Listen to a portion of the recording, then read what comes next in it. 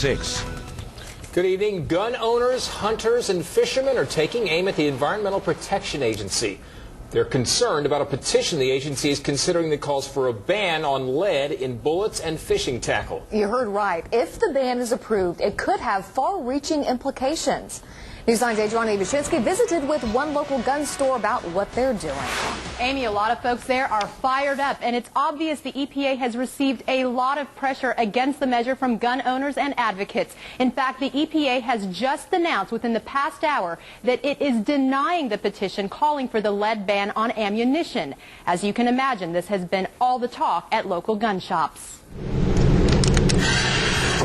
Some gun owners at H&H Gun Range feel environmentalists are taking an unfair shot at them by trying to ban the use of lead in bullets and other ammunition. They're saying, oh, it's not about guns, it's not about ammo, it's, and actually it is, because you can't have one without having the other. Miles Hall is the owner here. It's almost laughable, except that it's serious, and I think that's the thing that has us all anxious about this, is that somebody's actually even considering this. He says though ammunition is currently exempt from the Toxic Substances Control Act of 1976, he fears the EPA may try to change that with this petition, and that makes him and others very nervous. Because it's sweeping. I mean, it's basically banning all ammunition, period.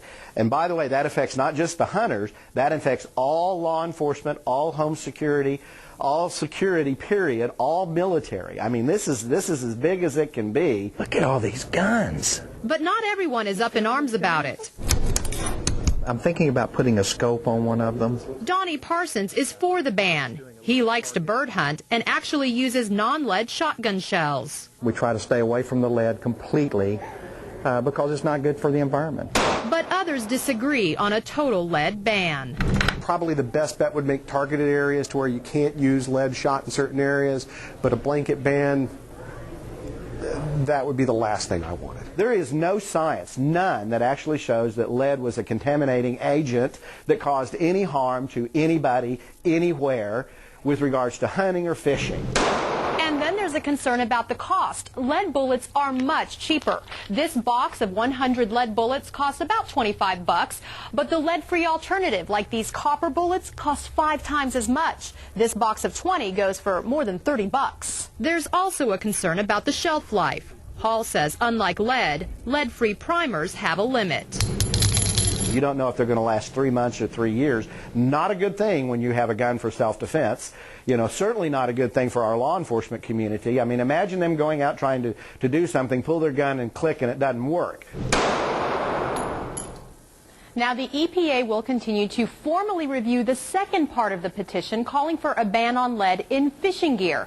Those wishing to comment specifically on the fishing tackle issue can visit our website at news9.com/links. The EPA will consider comments that are submitted by September 15th.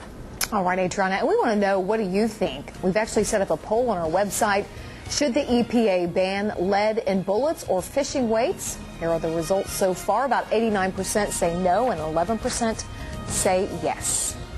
And the story is creating a lot of buzz on our Facebook page. Saxton says, I wonder if the EPA has considered that it isn't the lead content that makes bullets deadly. Tony says if they do this, then the cost of ammo will skyrocket. And for those of us in law enforcement that need this and use it on a regular basis, it would just get way too expensive. And Zeta says more government control we don't need. In fact, none of the comments on our website were in favor of the ban. If you'd like to leave us your thoughts, just go to our News 9 Facebook page.